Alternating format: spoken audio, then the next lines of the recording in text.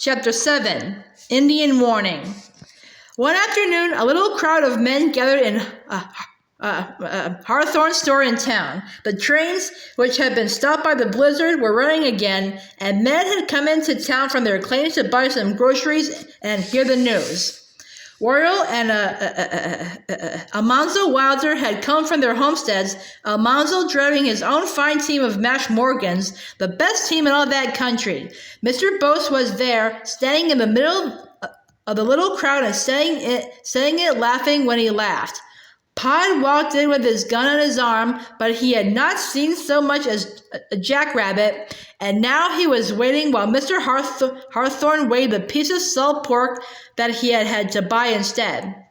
No one heard a footstep, but Pa felt that someone was behind him, and he turned to see who it was.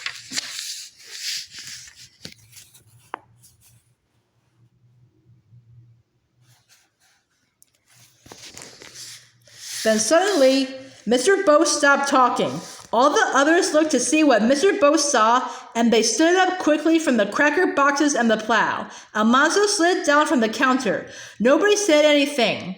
It was only an Indian, but somehow the sight of him kept them all quiet. He stood there and looked at them, at Pa, at Mr. Bose, at Royal Wilder, and each of the other men, and finally at Almanzo.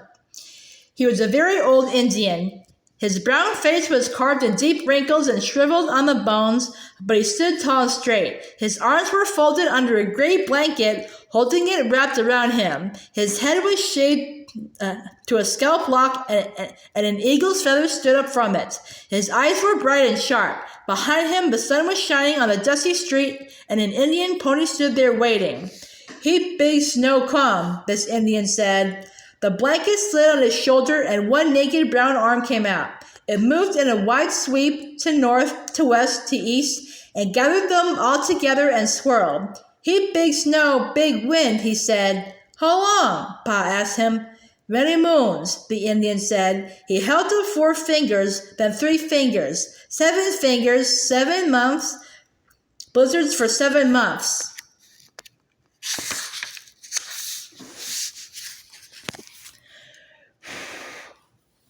They all looked at him and did not say anything. "You white men," he said, "I tell him you."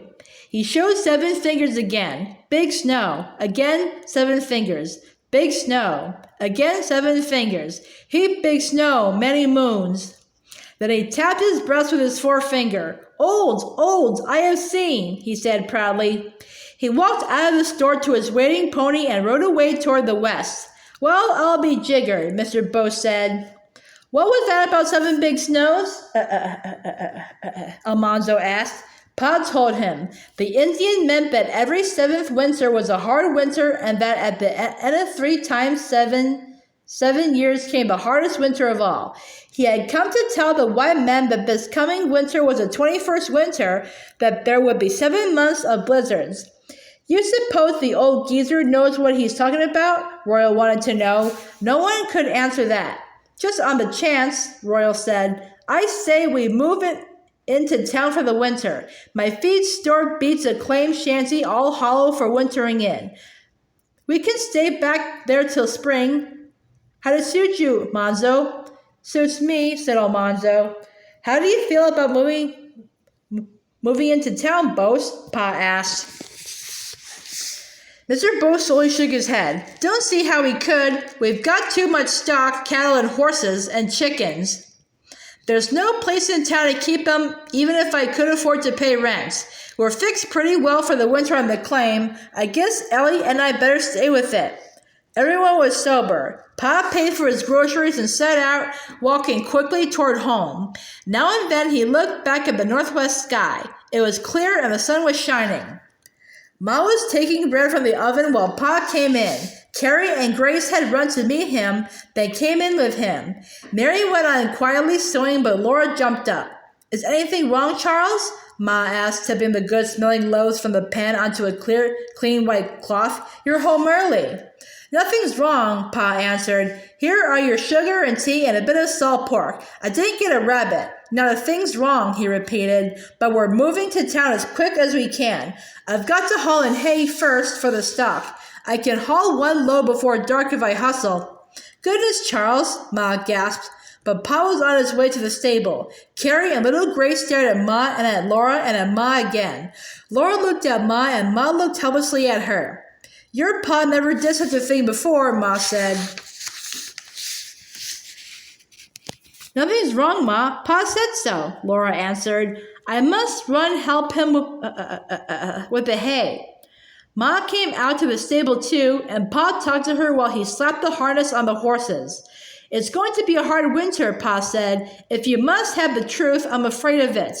This house is nothing but a claim shanty. It doesn't keep out the cold, and look what happened to the tar paper in the first blizzard. Our store building in town is boarded and papered, sided on the outside and sealed on the inside. It's good and tight and warm, and the stable there is built warm too." "But what's the need to hurry so?" Ma asked.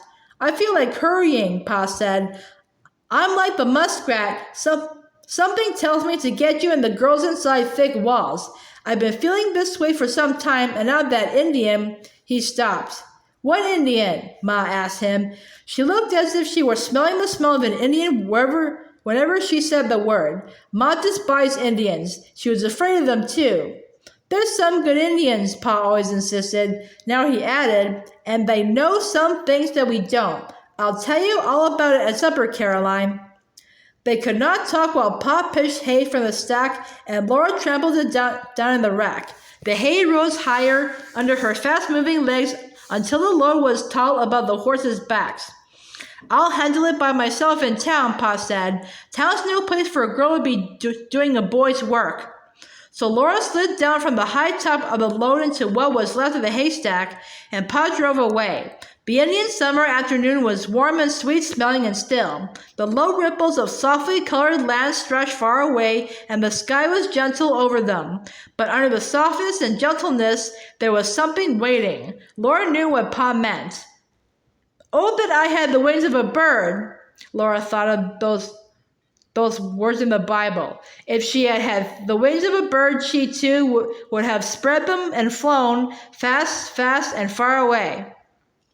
She went soberly to the house to help Ma. None of them had wings. They were only moving to town for the winter. Ma and Mary did not mind, but Laura knew she would not like to live among so many people.